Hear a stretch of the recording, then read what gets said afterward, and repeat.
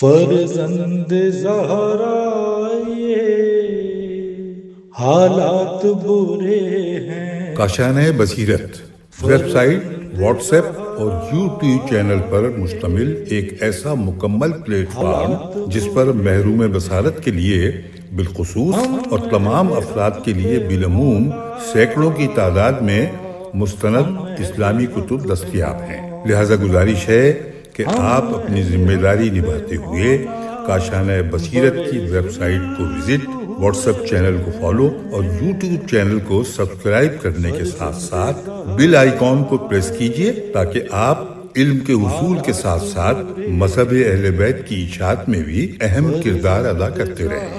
کاشانۂ بصیرت حالات برے ہیں۔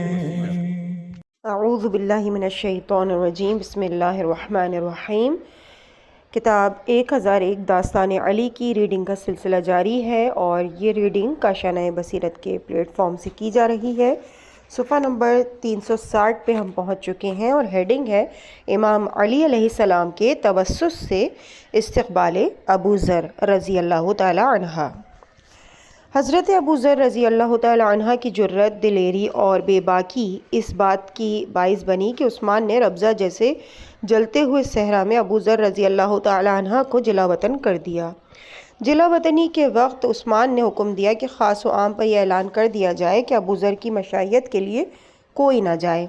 اس نے قطعاً ممنوع قرار دے دیا اور مروان کو حکم دیا کہ اس بات کی بھی نگرانی کی جائے کہ جو ابو ذر کی مشائیت کرے یا رہنمائی کریں ان کو پکڑ لیا جائے۔ لیکن امام علی علیہ السلام نے عثمان کی فوجی آرڈر کی کچھ بھی پرواہ نہ کی اور حسن حسین اور اپنے بھائی عقیل اور عمار یاسر کو لے کر ابو ذر کے پاس گئے۔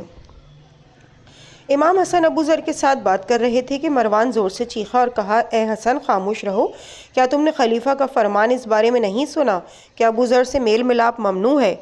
امام علی نے مروان پر حملہ کر دیا، اس کے گھوڑے کے دونوں کانوں کے درمیان زور کا تازیانہ مارا اور فرمایا، دفع ہو جاؤ، خدا تجھے ہلاکت کی آگ میں ڈالے۔ مروان عثمان کے پاس گیا اور جا کر امام علی کی سخت گفتگو کی رپورٹ دی۔ پھر ان ساروں نے ابو ذر سے باتیں کیں۔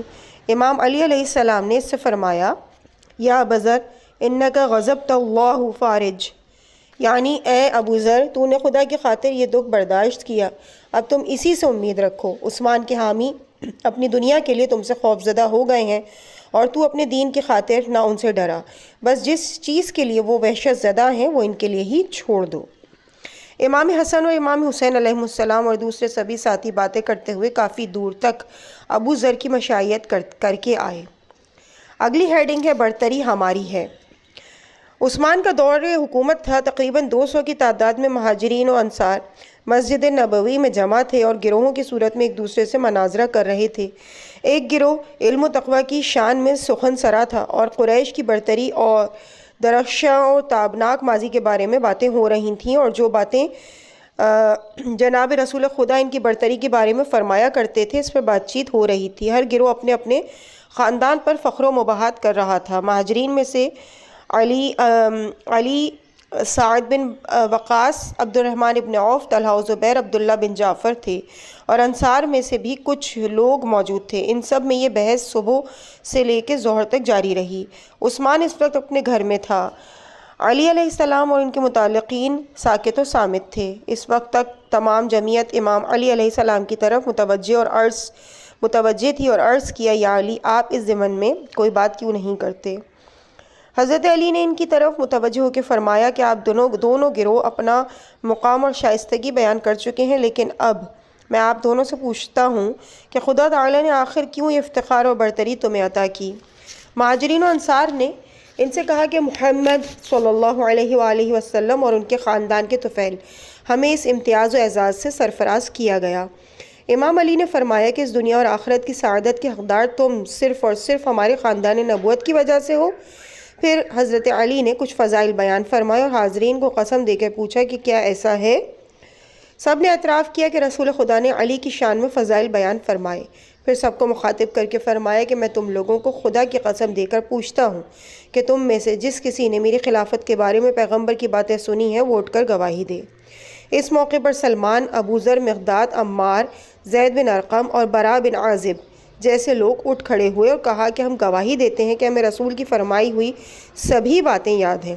جناب رسول خدا صلی اللہ علیہ وآلہ وسلم نے فرمایا تھا کہ اللہ تعالیٰ نے مجھے حکم دیا ہے کہ میں تمہارے لیے تمہارا امام اور اپنے بعد اپنے جانشین وصی اور ذمہ دار جو ہر قسم کے کاموں کی مسئولیت اپنے ذمے لے لے کو مومنوں پر مقرر کروں اور اس کی اطاعت بھی سب پر واجب قرار دے دوں۔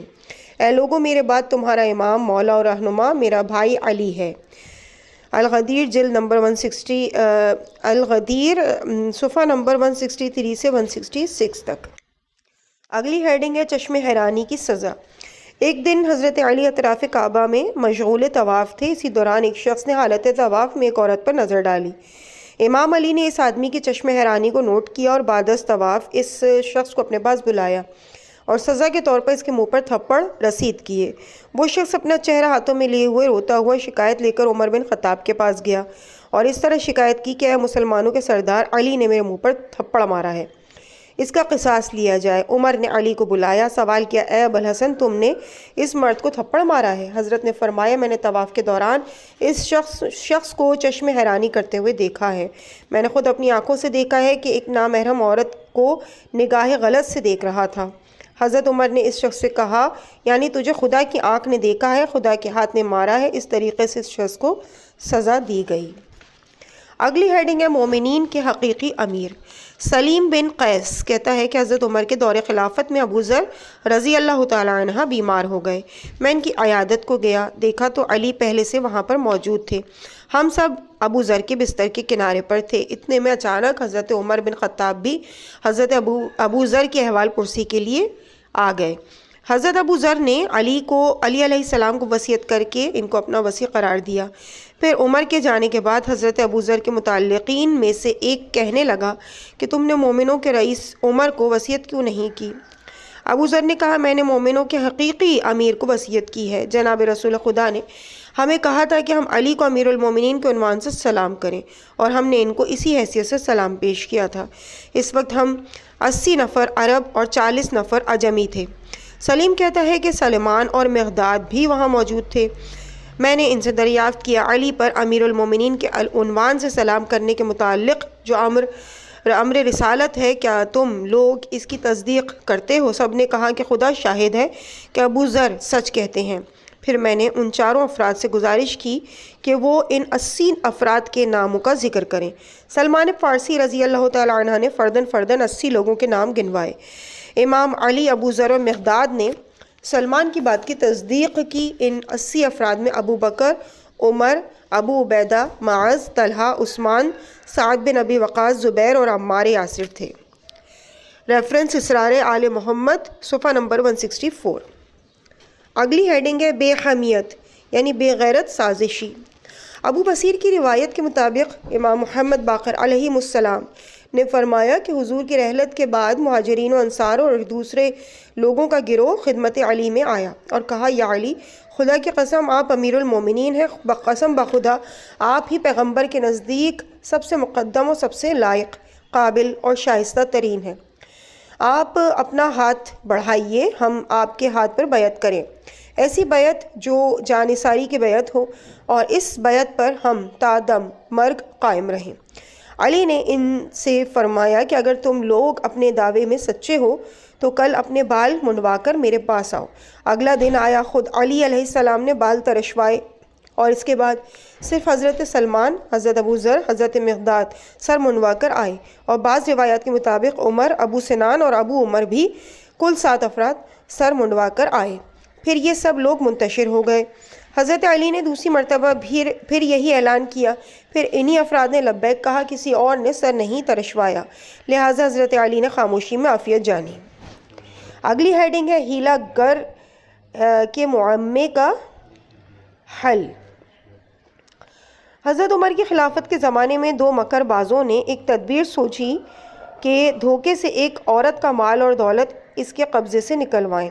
وہ دونوں مل کر کچھ مال لے کر اس عورت کے پاس گئے اور کہا، یہ مال ہم تمہارے پاس بطور امانت رکھوانے آئے ہیں، جب ہم دونوں اکٹھے آئیں گے تب تم یہ امانت ہمیں لوٹاؤ گی، اور ہم میں سے کوئی تنہا آیا تو تم اس کو مال بالکل نہیں دو گی۔ عورت نے قبول کر لیا۔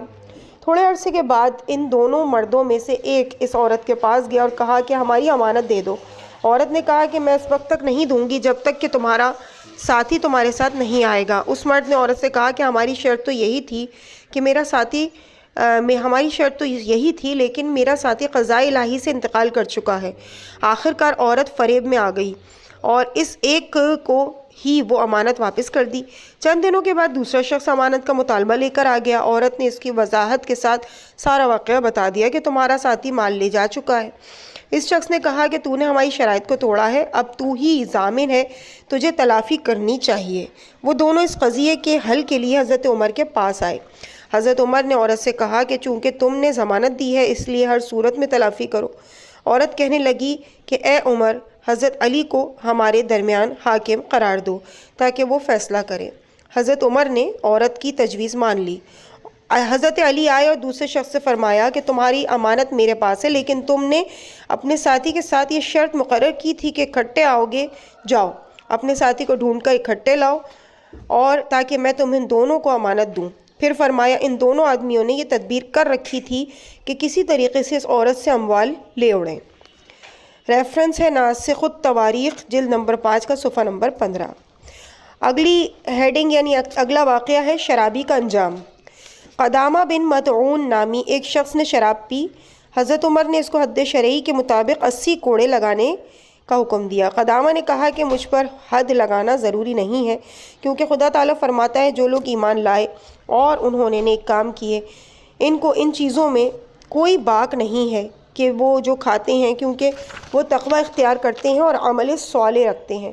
حضرت عمر نے اس کو حد نہ لگائی۔ حضرت علی تک یہ خبر پہنچی، لہٰذا وہ حضرت عمر کے پاس آئے اور بعض ورس فرمائی کہ تم نے قانون الہی کا اجرا کیوں نہیں کیا؟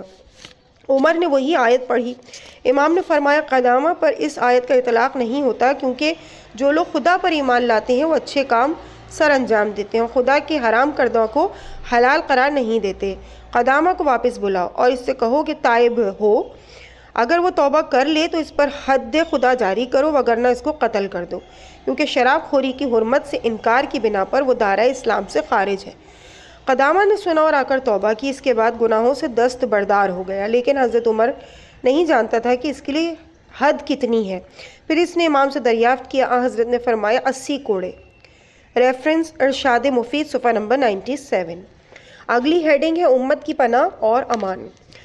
پیغمبر اسلام صلی اللہ علیہ وآلہ وسلم جب اس دنیا سے رخصت ہوئے تو حضرت علی بن ابی طالب اکثر اپنے ابن عم پیغمبر اکرم کا نام لے کر فرماتے، اے مسلمانوں، تمہاری 2 جائے امان اور پناہ گاہیں ہیں، ان میں سے ایک جا چکی ہے، دوسری اپنے مقام پر موجود ہے۔ امان اول محمد صلی اللہ علیہ وآلہ وسلم تھے اور امان دوم تمہارے لیے استغفار ہے کہ تم توبہ کرو، خدا قبول فرماتا ہے۔ اگر رسول خدا اس دنیا سے جا چکے تو تم استغفار کو نہ چھوڑو۔ ریفرنس ہے تفسیر سورہ نجم شہید دست غیب شیرازی۔ اگلی ہیڈنگ ہے برادر رسول صلی اللہ علیہ وآلہ وسلم کا فیصلہ۔ حضرت عمر کے زمانے میں لشکر اسلامی نے ایران فتح کیا۔ ایران کا بادشاہ یزجرد بھاگ گیا اور بعد میں مارا گیا۔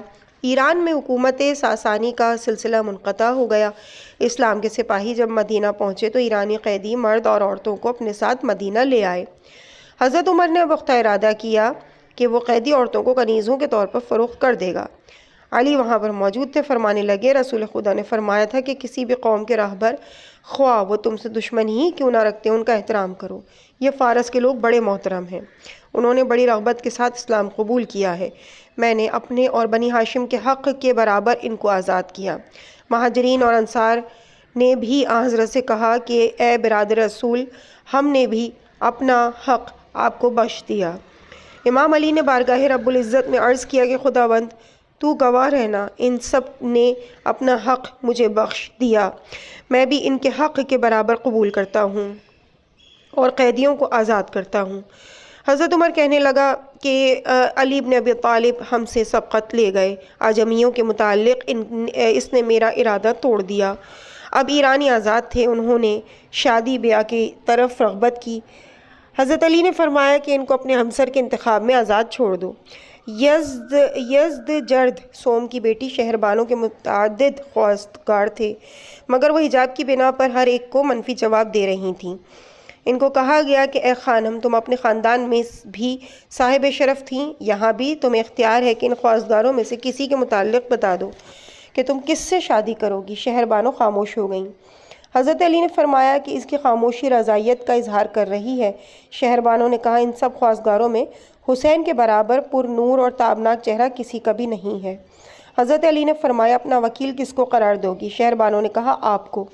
امام علی نے حذیفہ بن یمان کو حسین اور شہربانوں کے عقد پر مامور کیا۔ حذیفہ نے یہ فریضہ انجام دیا۔ امام سجاد شہربانوں سے متولد ہوئے۔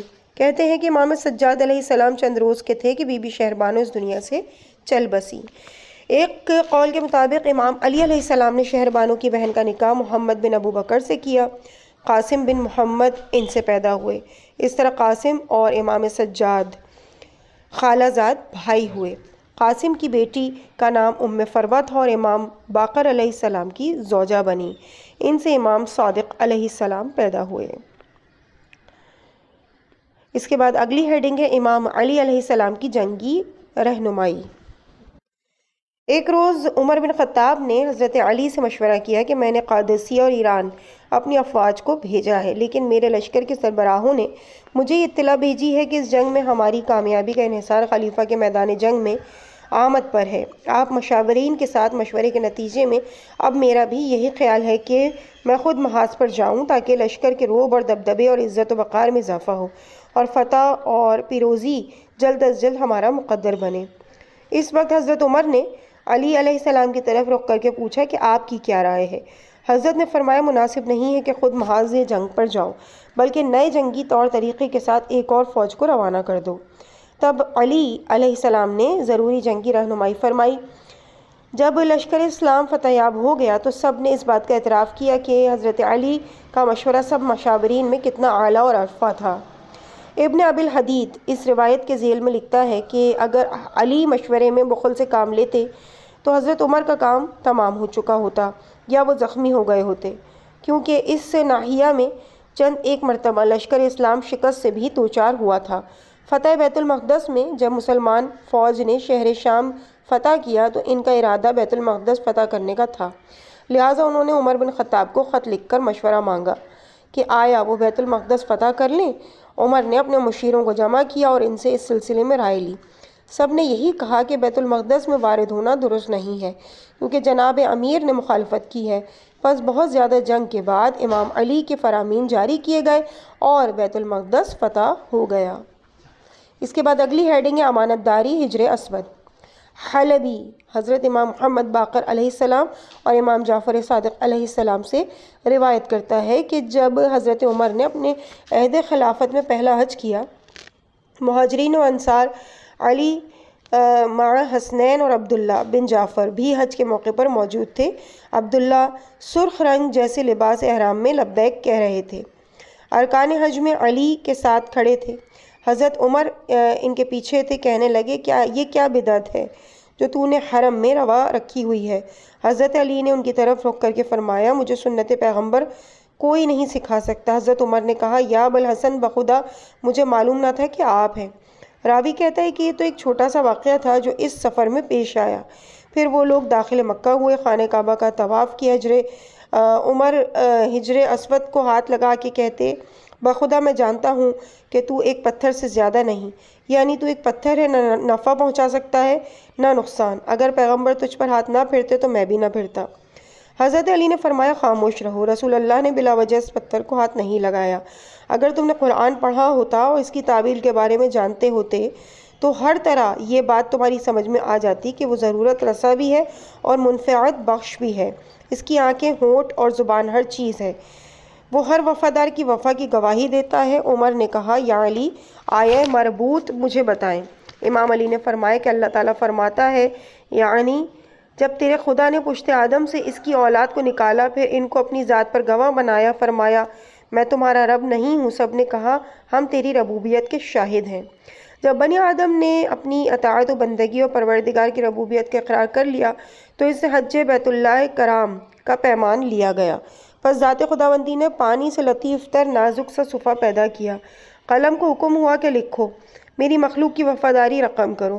پھر حجر اسود کو حکم ہوا کہ اپنا دہن کھولو۔ اس صفحے کو اس کے دہن کے اندر ڈال دیا گیا۔ پھر اس پتھر سے فرمایا، خبردار، ہوشیار، نگہدار، میرے بندوں کی وفاؤں کی گواہی دیتے رہنا۔ حجر اسود بڑی فرما برداری سے نیچے کو لڑک گیا۔ اے عمر، جب تم حجر اسود کو ہاتھ لگاتے ہو تو دراصل یہ کہہ رہے ہوتے ہو کہ میں نے اپنی امانت ادا کر دی اور اپنا پیمان وفا کر دیا۔ اب تو بھی میری وفاداری کی شہادت دینا۔ عمر نے کہا، بخدا ایسا ہی ہے۔ چنانچہ علی نے فرمایا، اے عمر، جو کچھ میں نے کہا اس پر ایمان لے آؤ۔ اگلی ہیڈنگ ہے ابو سفیان کی سیاست بازی۔ جناب رسول خدا صلی اللہ علیہ وآلہ وسلم کے بعد ثقیفہ میں جو کچھ ہوا، اس کے نتیجے میں علی خانہ نشین ہو گئے۔ معاویہ کا باپ ابو سفیان بھی حضرت عمر اور ابو بکر کی حکومت سے راضی نہ تھا۔ وہ ایک گروہ کے ساتھ امام علی کی خدمت اقدس میں آیا اور ان حضرت کی بیعت کے لیے آیا۔ باتوں باتوں میں کہنے لگا کہ اگر آپ اجازت دیں تو میں کثیر تعداد میں پیادہ اور سوار فوج کے ساتھ آپ کی حمایت کروں۔ امام علی اس کے ناپاک عزائم سے خوب آگاہ تھے، وہ اس کے فریب میں نہیں آئے۔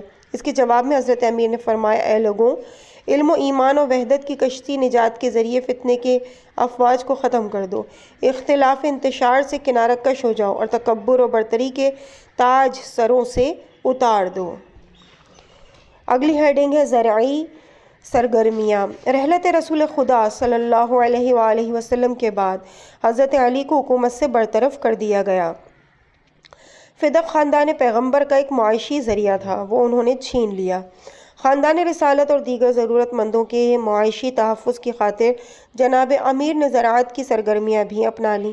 انہوں نے زیر زمین نہری نظام قائم کیا، فوارے، باغ، کھجوروں کے نخلستان تیار کیے تاکہ ان کے شیعہ حاجت مند اور پیغمبر کے اہل و عیال کو اقتصادی مسائل پیش نہ آئیں۔ حضرت امام جعفر صادق علیہ السلام فرماتے ہیں، امیر المومنین حضرت علی زمین میں بیلچہ چلاتے تھے اور کھیتی باڑی کے نتیجے میں زمین سے فطرت کے انمول خزانے نکلتے تھے۔ اسی پیداوار کے صلے میں علی علیہ السلام نے اپنی ذاتی مزدوری سے ہزاروں غلاموں کو خرید کر آزاد کیا تھا۔ ریفرنس فروع کافی جلد 5 صفحہ 74۔ اگلی ہیڈنگ ہے کاتب مصحف فاطمۃ الزہرا سلام اللہ علیہا۔ حضرت امام صادق علیہ السلام فرماتے ہیں کہ حضرت فاطمہ سلام اللہ علیہا رحلت رسول کے بعد انتہائی غمگین و مغموم رہا کرتی تھیں۔ ان 75 یا 95 دنوں میں خدا کی طرف ایک فرشتہ آ کر سیدہ کی دلداری کرتا تھا۔ فرشتے کے ساتھ جو جو باتیں ہوتی تھیں، فرشتے کے جانے کے بعد سیدہ اپنے شوہر حضرت علی کو بتاتی۔ حضرت علی فرماتے کہ جب بھی تم فرشتے کی آمد کا احساس کرو تو فوراً مجھے بتا دیا کرو۔ چنانچہ سیدہ فرشتے کی آمد کے بارے میں بتا دیتی، جو کچھ فرشتے سے سنتی حضرت علی کو خبر کر دیتی۔ حضرت علی وہ سب لکھتے جاتے، یہاں تک کہ فاطمہ کی گفتگو کا مجموعہ مصحف کی صورت میں تیار ہو گیا۔ حضرت امام صادق علیہ السلام فرماتے ہیں کہ تم جان لو کہ اس مصحف فاطمہ میں حلال و حرام جیسی کوئی چیز نہیں، بلکہ اس میں آنے والے واقعات کا علم ہے۔ اصول کافی جلد نمبر 1 کا ریفرنس۔ اگلی ہیڈنگ علی اور پریشانی۔ حضرت علی علیہ السلام کے خانہ نشینی کے دوران کے بیانات سن کر ایک صاحب ایمان کا جگر پارا پارا ہو جاتا ہے۔ حضرت علی فرماتے ہیں، مجھ سے پہلے انتظامی امور جن لوگوں کے ہاتھ میں تھے وہ لوگ احکام رسول کے صریحاً مخالف تھے۔ وہ لوگ عمداً سنت شکنی کے مرتکب ہوتے اور انہوں نے احکام الہیہ میں بھی حسب خواہش تبدیلیاں کیں۔ ایک بار میں نے لوگوں سے کہا کہ اے لوگوں، ماہ رمضان میں نماز واجب کی ادائیگی کے علاوہ مسجد میں اجتماع نہ کرو۔ میں نے ان سے کہا کہ نماز جماعت صرف یومیہ نمازوں میں ہے، یعنی حکم شرعی ہے کہ جب مستحبی نمازیں یا باجماعت پڑھنا بدعت ہے۔ انہی میں سے میرے کچھ جانباز سپاہی آشفتہ ہو کر کہنے لگے، اے اہل اسلام، عمر بن خطاب کی سنت بدل چکی ہے۔ علی ہمیں ماہ رمضان میں نماز جماعت سے روکتا ہے، یعنی انہوں نے یہاں تک کہ احمقانہ باتیں کرنا شروع کر دیں۔ مجھے خوف لاحق ہو گیا کہ کہیں ایسا نہ ہو کہ میرے کچھ سپاہی شورش برپا کر دیں۔ جیسے جیسے ان لوگوں نے اختلاف روا رکھے اور اپنے پیشواؤں کی کیسی اندھا دھن اور جاہلانہ تقلیدیں کی، دل بہت کڑتا ہے۔ کیا کیا مصیبتیں ہیں جو میں نے ان کے ہاتھوں نہیں اٹھائیں۔ اگلی ہیڈنگ ستمگاروں کو تہس نہس کرنے والا۔ مشاورتی کونسل میں جب خلیفہ کا چناؤ ہو چکا تو عمر بن خطاب کے بعد حضرت علی نے مجمع سے مخاطب ہو کر فرمایا، سب کو خدا کی قسم، کیا تم سب اپنے درمیان میرے سوا کسی ایسے فرد کو جانتے ہو جس نے بنی عبدالدار کے سربراہوں اور علم برداروں کے ساتھ 9 زبردست جنگیں لڑیں اور ان کو خاک و خون میں تڑپایا ہو؟ کیا آپ لوگوں کو یہ بھی یاد ہے کہ ان مقتول سرداروں اور سربراہوں کے غلام ثواب حبشی، سعود سے ہیں یہاں پہ، ثواب حبشی، کیسے دیوانہ وار غصے کے عالم میں میدان جنگ میں آیا کہ میں اپنے دلاوروں کا انتقام لینے آیا ہوں اور میں اس وقت تک خوش نہیں ہوں گا جب تک کہ میں محمد جیسے شخص کو قتل نہ کر لوں۔ اس کی آنکھوں میں خون اترا ہوا تھا، اس کے منہ سے جھاگ نکل رہی تھی اور تم لوگ اس کے پاس سے خوفزدہ ہو کر بھاگ رہے تھے۔ یہ میں ہی تھا جو اس کے مقابلے کے لیے آگے بڑھا۔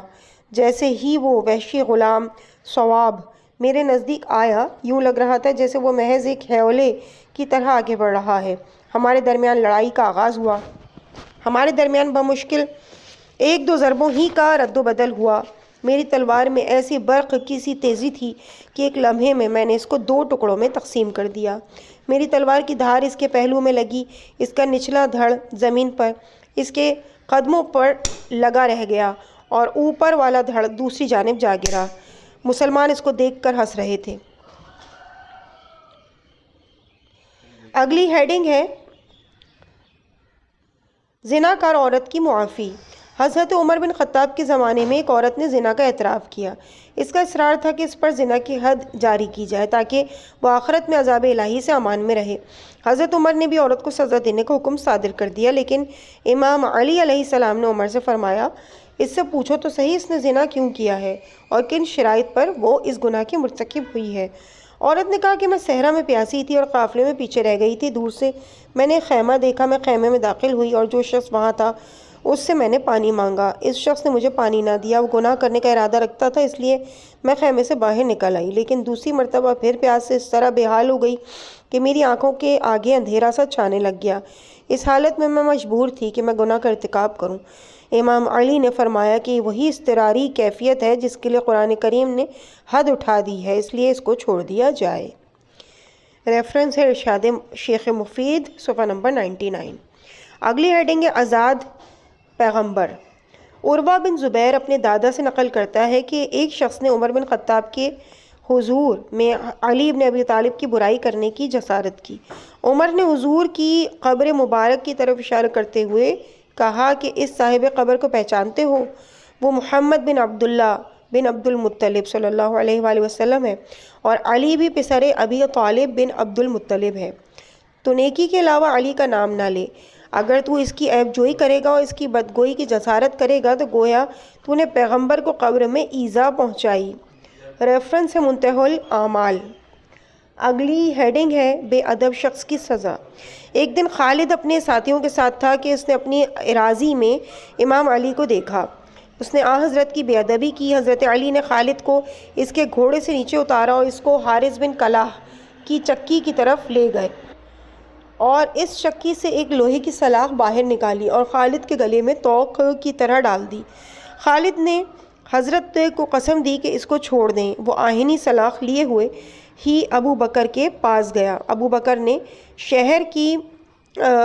شہر کے لوہاروں کو حکم دیا کہ اس بھاری حلقے کو خالد کی گردن سے نکال دیں، لیکن وہ ایسا نہ کر سکے۔ یہ لوہا ہمیشہ اس کی گردن میں پٹے کی طرح رہتا تھا۔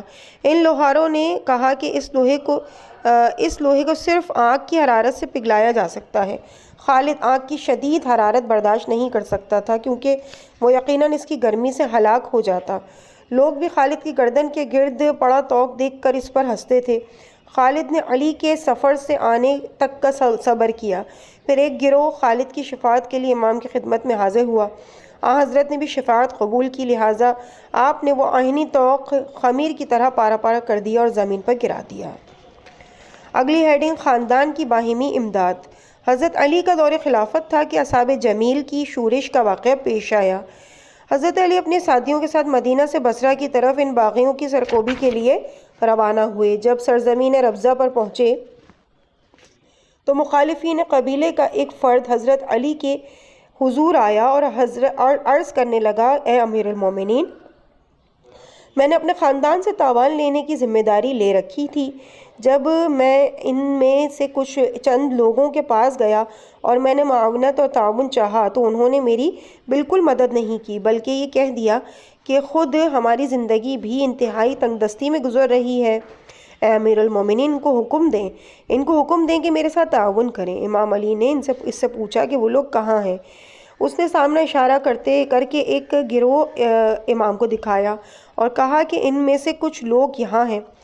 امام علی سواری پر سوار تھے، تیزی سے ان کے پاس پہنچے۔ اصحاب اور امام کے گرد و پیش کے باقی لوگ بھی وہاں حضرت کے پاس پہنچ گئے۔ امام علی علیہ السلام ان کے پاس پہنچے، سلام کیا اور ان سے پوچھا کہ تم اپنے ساتھی کی مدد کیوں نہیں کر رہے ہو؟ ان لوگوں نے اس شخص کی فیملی کی شکایات امام سے کی۔ امام علی نے عزیز و اقارب کی باہمی روابط اور فرائض کے متعلق فرمایا، جو کوئی اپنے اقربا کے ساتھ ہمیشہ سے خلوص و پرجوش رہے، اس کے اعزا کی معاونت کا زیادہ حق رکھتے ہیں، خاص طور پر اس وقت جب وہ معاشی تنگ دستی میں زندگی گزار رہے ہوں۔ اس صورت میں صلہ رحمی کا بہت اجر ہے، لیکن اگر وہ ناطہ توڑ لیں تو ان کے لیے سخت سزا ہے۔ پھر حضرت علی نے اپنے گھوڑے کو ایڑی لگائی اور پہلے والے مقام پر واپس آ گئے۔ اگلی ہیڈنگ ہے صلہ رحمی کے فوائد۔ ایک روز امیر المومنین نے خطبے کے دوران فرمایا، میں اللہ تعالیٰ کی پناہ طلب کرتا ہوں ان گناہوں سے جو بہت جلد ہلاکت میں ڈال دیتے ہیں۔ عبداللہ بن قوا، امیر المومنین کے عہد کا بدنام منافق جو بعد میں خوارج کا سردار بھی بنا، وہ اٹھا اور کہا کہ اے امیر المومنین، کیا ایسے گناہوں کا وجود بھی ہے جو مکافات کا موجب ہیں؟